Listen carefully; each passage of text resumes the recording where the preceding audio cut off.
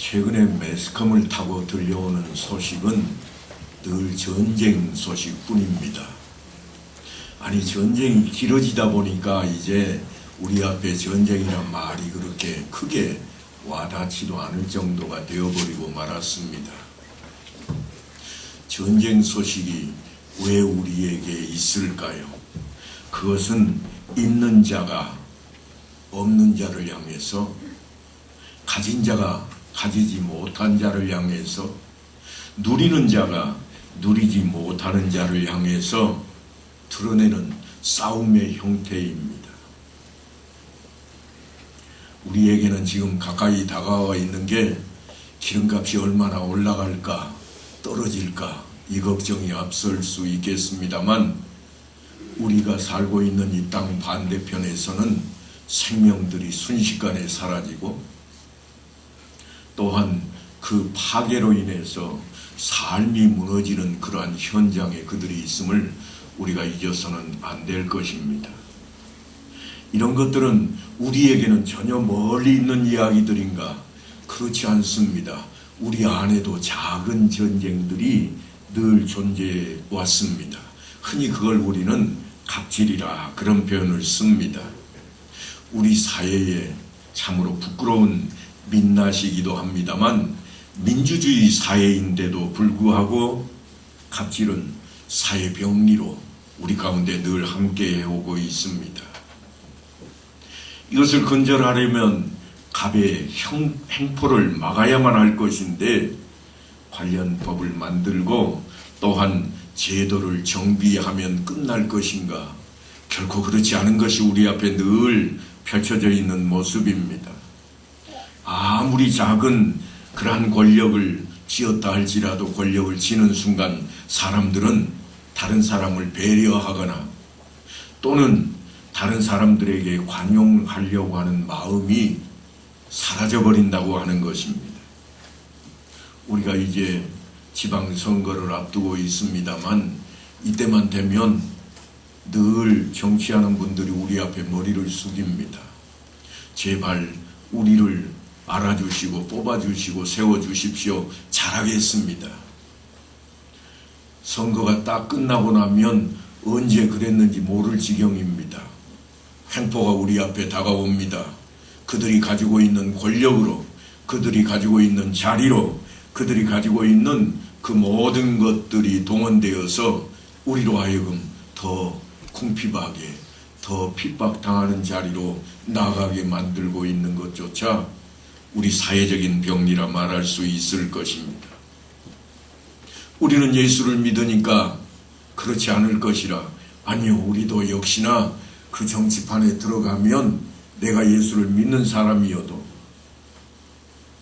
아니 내가 목사여도 정치판에 들어가면 달라질 게 하나도 없습니다. 왜냐하면 정치는 그런 자리니까요. 정치는 신앙의 자리가 아닙니다. 타협을 하고 뭔가 서로 마음을 하나로 합하는 자리일 뿐, 누군가는 손해를 봐야 되고 누군가는 압제를 당해야 되는 자리가 정치판이기 때문에 그러할 것입니다. 우리는 예수를 믿는다고 스스로 그렇게 외치고 있습니다. 그렇다면 우리는 무엇을 향해 달려가고 있을까요? 예수를 나의 구주로 믿고 하나님이 나의 주인이라, 나는 그분의 종이라 외치고 있는데, 과연 우리는 무엇을 향해 달려가고 있습니까? 예수님께서 친히 말씀하시기를, 나는 세상의 빛이니 나를 따르는 자는 어둠에 다니지 아니하고 생명의 빛을 얻으리라 말씀하셨습니다. 그러니까 우리는 이 말씀대로 하면 빛을 따르는 사람들입니다. 빛을 향해 나아가는 사람들입니다. 그런데 문제는 빛을 보아야 할 것인데 내 눈에 뭐가 가려 있는지 빛이 보이지를 않습니다. 세상의 욕심이 가리기도 하고 나의 체면이 내 눈에 씌이기도 하고 나의 정체성이 내 눈에 가려져서 빛이 보이지를 않고 안개 속을 헤매는 것 같습니다. 바닷가에 특히 암초가 도사리는 곳에는 밤만 되면 늘 등대가 불을 밝히고 있습니다. 지나가는 선박들은 이 등대의 불빛을 보고 그곳에 암초가 있는 것을 알고 길을 잘 피해서 안전하게 항로를 지나가곤 합니다. 선박들은 등대의 불빛을 보고 그곳에 암초가 있고 길이 어디인지를 알게 되어서 주의하고 안전하게 지나갑니다. 그런데 그 등대에 어느 날 태풍이 불어서 세상에 그런 일이라고 하는 자리에나 등장할 법한 커다란 검정 비닐 날라와 가지고 유리를 다 덮어버리면 무슨 일이 벌어질까요? 등대가 없으니 깜깜한 곳이니 배들은 그곳이 안전한 줄 알고 지나가다가 난파를 당하고 말 것입니다. 예수님께서 틀림없이 자신이 세상의 빛이요 그 안에 생명이 있노라고 말씀을 하셨지만 우리의 눈에 콩깍지가 시대 주님을 볼 수 없도록 두꺼운 콩깍지가 씌어버리면 우리는 주님을 더 이상 바라보고 나갈 수가 없습니다. 세상의 욕심 덩어리가, 세상의 돈이, 세상의 권력이 때로는 우리 눈을 가려버립니다. 안개처럼 우리를 휩싸 감아버려서 우리가 도무지 예수를 찾고자 외칠지라도 예수님이 내 눈에 들어오질 않습니다. 우리는 늘 이야기합니다. 바쁘다. 바빠서 볼 시간이 없어졌습니다. 그래서 앞에 계신 빛이신 예수를 바라봐야 할 것인데 땅만 내려다보고 열심히 걷고 있습니다. 돈이면 다 되는 세상에 살고 있으니 돈이 중요한 것이라 목구멍이 포도청이니 어찌할꼬 돈을 바라보고 우리는 달려가기 시작했습니다. 빛이 저쪽에 있는데도 불구하고 빛을 보고 달려가는 것이 아니라 돈이 있는 곳을 향해서 우리의 발걸음은 원없이 아니 내 생명 다해서 달려가고 있다 해야 옳을지 모르겠습니다. 우리들 안에 빛을 차단하는 걸림돌이 너무나 많이 생겨났습니다. 안개처럼 우리를 휩싸여 버리고 안대를 낀 것처럼 우리 눈이 가려져 버리고 말았습니다. 그러므로 우리는 늘 우리 자신을 좀 살펴야만 되겠습니다. 오늘 우리는 종려주의를 맞게 되었습니다. 예수님께서 이 땅에 오셨음에도 아무도 그를 알아보지 못했습니다. 예고된 말씀이 있음에도 그들은 알아보지 못했습니다. 그러다가 우리가 지금 지키고 있는 이 종려주일에 예수님이 어린 나귀를 타고 예루살렘 성으로 입성할 때에서야 비로소 아, 저분이 왕이로구나. 저분이 우리를 구원할 자라. 그래서 그들이 소리 높여 외치기 시작했습니다. 호산나, 호산나.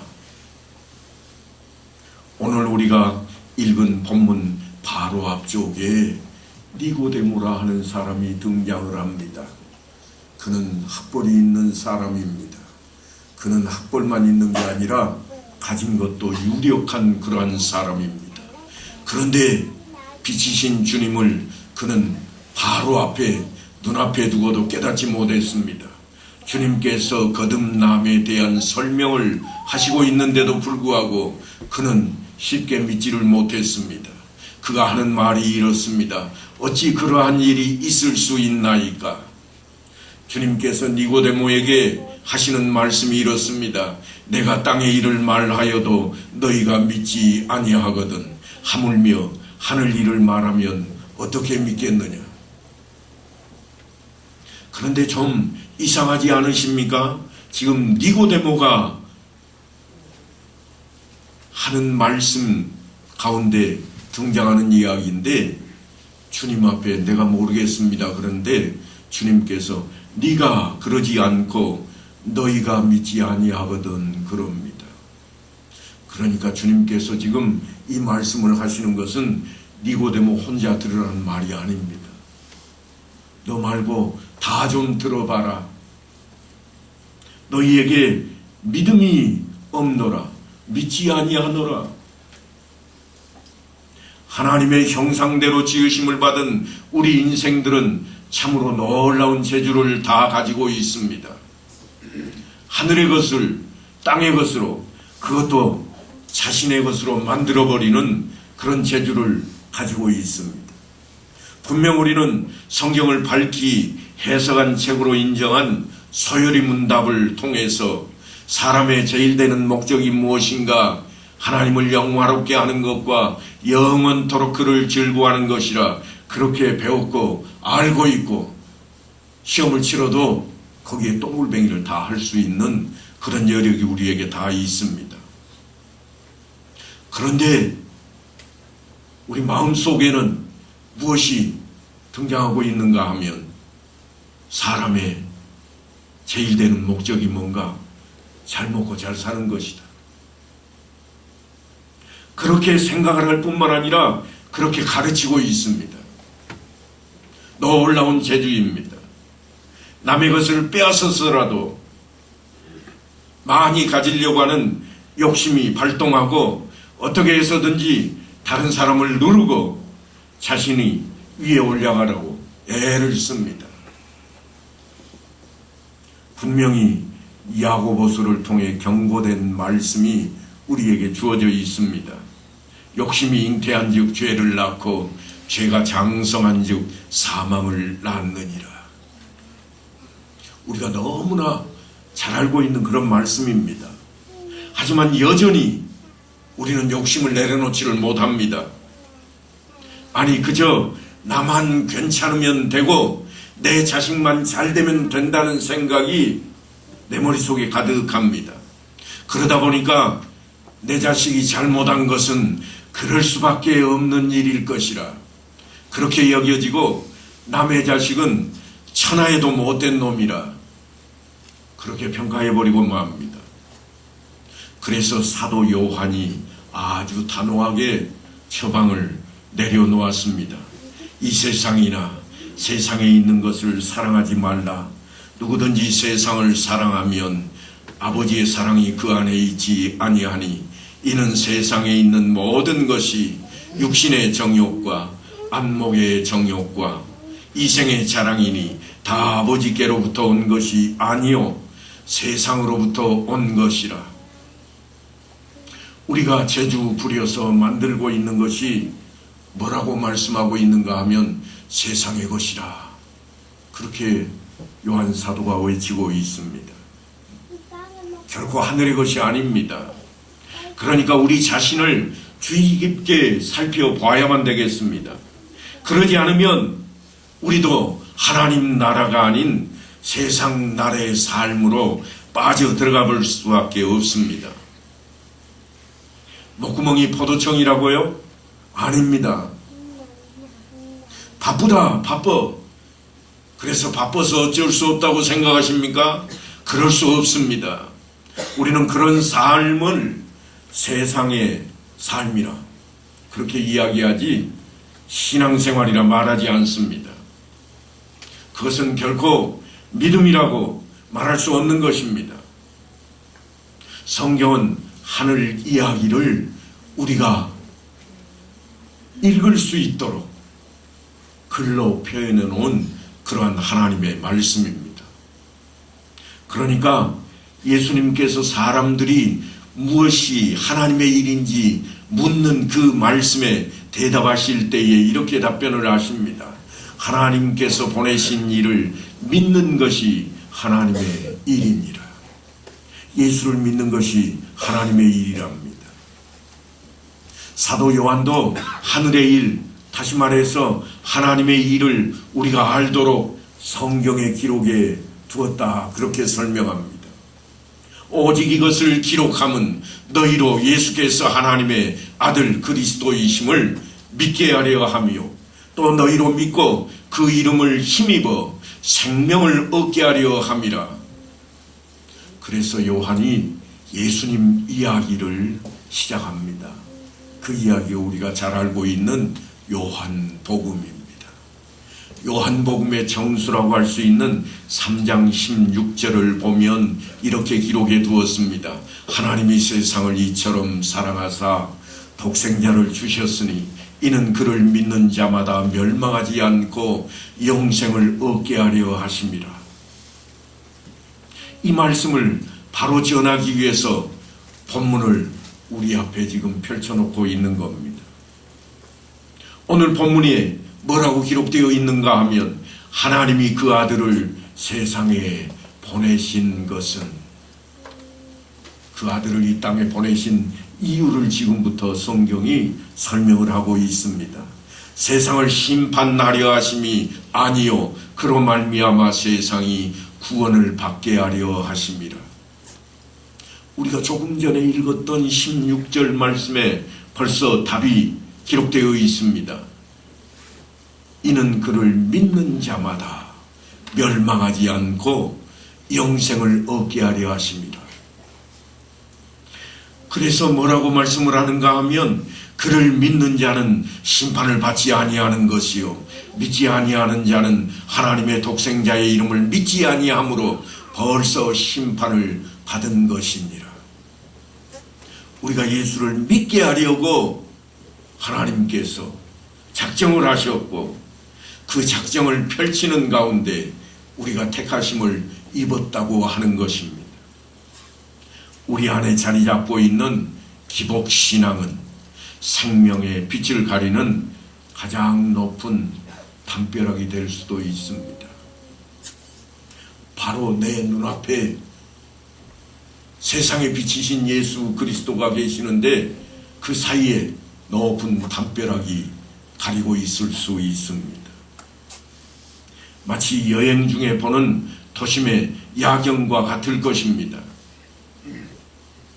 야경이 아무리 화찬란할지라도 커튼을 닫아버리면 아무것도 보이지 않습니다.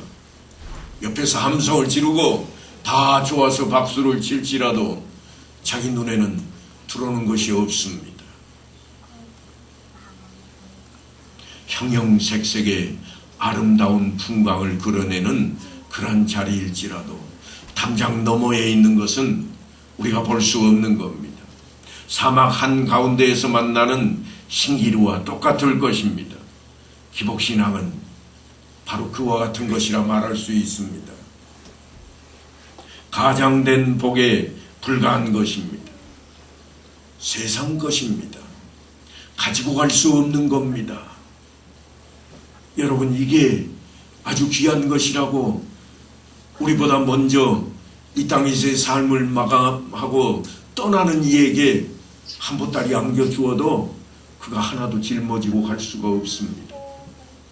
아니, 제발 가지고 가라고 관 속에 넣어서 묻어도 하나도 가지고 가지 않고 나중에 관을 열고 보면 고스란히 그대로 남아 있습니다.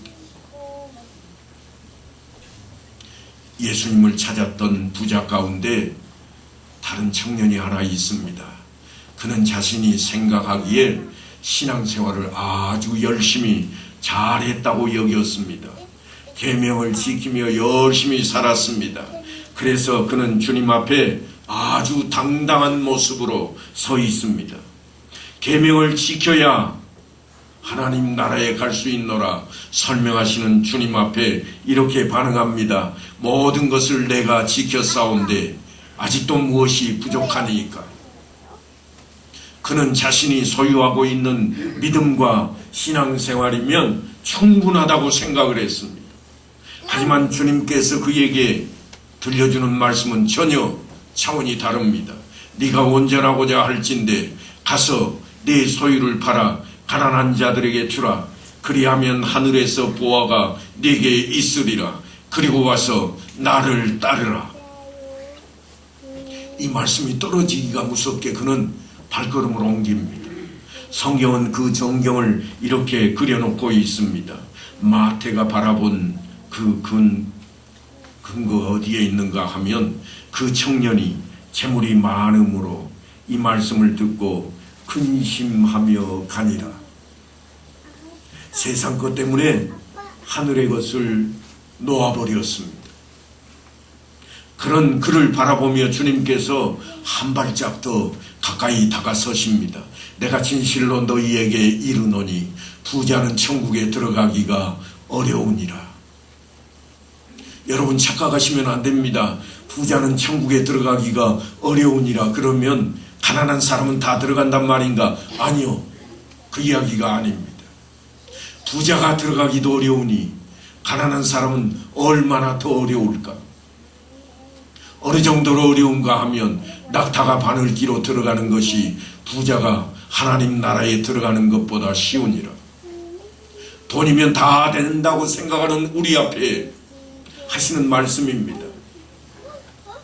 그러니까 큰일 났습니다. 돈으로도 안 된다고 그럽니다. 우리 유치부 아이들도 다 아는 이야기입니다. 그들이 늘 부르는 노래가 있잖아요. 돈으로도 못 가요 하나님 나라, 힘으로도 못 가요 하나님 나라, 거듭나면 가는 나라 하나님 나라, 믿음으로 가는 나라 하나님 나라. 우리는 유치부 아이들이 부르는 그 노래소리를 들으며 다 안다 그럽니다. 다 아는데 우리 행동은 어떤가?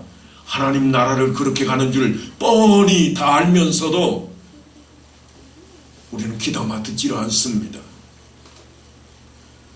우리 심중에 두지를 않습니다.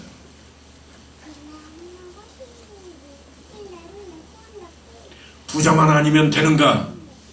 가난하게 살아야 되는가? 그 이해가 결코 아니라고 제가 말씀을 드렸습니다. 부자 청년에게 내려졌던 처방이 뭔가 하면 내 소유를 팔아 가난한 자들에게 주라는 말씀입니다만 이게 끝난 게 아닙니다. 끝까지 잘 보셔야 됩니다. 그리고 와서 나를 따르라. 이 자리까지 가야 됩니다. 제자들도 깜짝 놀랐습니다. 아니 돈이 있어도 못 가면 그러면 우리는 갈 수가 있습니까?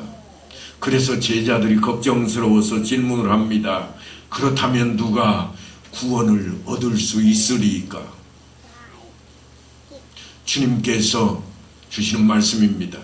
사람으로서는 할 수 없으나 하나님으로서는 다 하실 수 있느니라. 구원이라고 하는 것은 사람의 일이 아닙니다. 하나님의 일입니다. 내 열심과 내 능력으로 얻어지는 것이 결코 아닙니다. 내 실력이 아니라 하나님의 은혜로 말미암아 이 구원은 우리 앞에 펼쳐지게 될 것입니다. 선물로 받는 것입니다. 그래서 구원은 내가 차지하는 것이 아니라 내가 어딘가에서 가져오는 것이 아니라 하나님께로부터 받는 것입니다. 선물로 받는 것입니다. 사도 바울은 이렇게 외치고 있습니다. 구습을 따르는 옛사람을 벗어버리고 오직 너희의 심령이 새롭게 되어 하나님을 따라 의와 진리의 거룩함으로 지으심을 받은 새 사람을 입으라. 옛사람을 벗어버리고 새 사람을 입어야 되겠다. 아주 멋진 말씀이지만 이 말씀은 딱 하나입니다. 네가 가지고 있던 세상 것 다 던져버리고 예수를 네가 입어야 되겠다. 다윗은 하나님의 마음에 합한 자라고 하는 엄청난 칭호를 입었던 구약의 인물입니다. 사울 왕이 이스라엘을 다스릴 때에 백성들이 뭐라고 외쳤는가 하면 사울은 천천히요 다윗은 만만이라. 그럴 정도의 인물이었습니다. 하지만 그가 왕이 되어서 왕자에 올랐을 때 세상 나라의 왕들의 구습을 따르게 됩니다. 충성을 다하던 군인 우리아의 아내였던 바세바를 자신의 아내로 만들어버립니다. 뿐만 아니라 그의 남편이었던 우리아가 전쟁터에서 죽게 만듭니다. 땅에서 벌어지는 일 가운데 가장 추악한 일을 거침없이 해냅니다.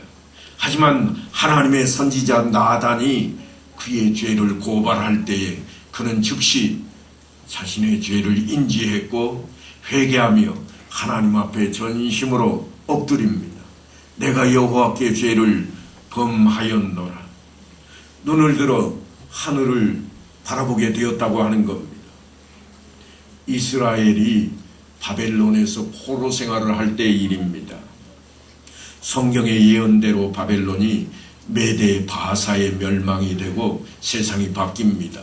드디어 바사의 5번째 왕인 아하수에로 왕의 2번째 왕으로 에스더라고 하는 여인이 등극을 합니다. 땅의 일로 본다면 에스더는 더할 것 없이 호사를 누리고 출세했습니다. 본래 이름이 하다사인데 유대인인 것을 숨기고자, 왜냐하면 종이었으니까요. 포로가 되어서 다 끌려갔으니까 그 나라의 종들입니다. 그래서 유대인인 것을 감추려고 이름을 에스더로 바꿨습니다. 그런데 그 에스더에게 급한 전갈이 하나 도착합니다. 이때에 네가 만일 잠잠하여 말이 없으면 유다인은 다른 데로 말미암아 노임과 구원을 얻으려니와 너와 네 아버지의 집은 멸망하리라. 네가 왕후의 자리를 얻은 것이 이때를 위함이 아닌지 누가 알겠느냐. 왕궁에서 호의호식하던 에스더가 그 말에 정신이 바짝 들었습니다. 그래서 모르드게에게 온 민족이 함께 3일 동안 금식할 것을 명하였고 죽으면 죽으리이다 하는 심정으로 왕 앞에 나아가게 됩니다. 모르드게도 그렇고 에스더도 그렇고 구원은 하나님 손에 있음을 인정하고 있는 모습입니다.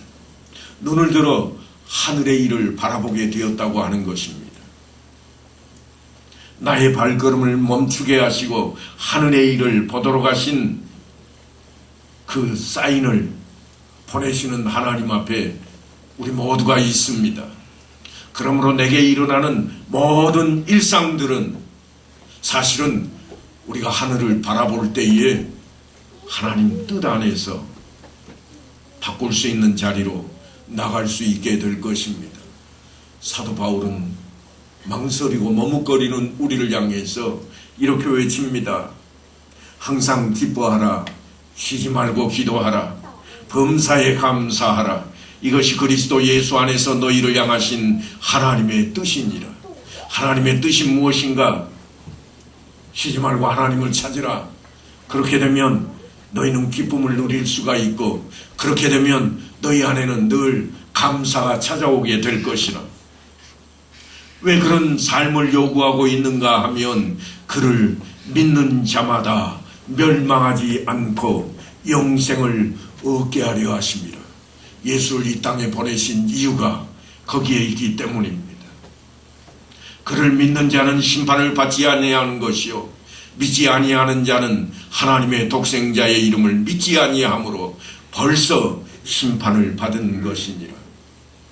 예수를 떠난 자의 삶은 아무리 이 땅에서 호의호식을 한다 할지라도 이미 심판의 자리입니다. 영원한 것이 아닙니다. 하나님께서 그 아들을 이 세상에 보내심은 그로 말미암아 세상이 멸망하지 않고 구원을 얻게 하려 하심이라 그랬습니다. 그러므로 온전히 주 예수 그리스도를 믿음으로 영생을 얻게 되는 여러분 다 되시기를 간절히 축원합니다.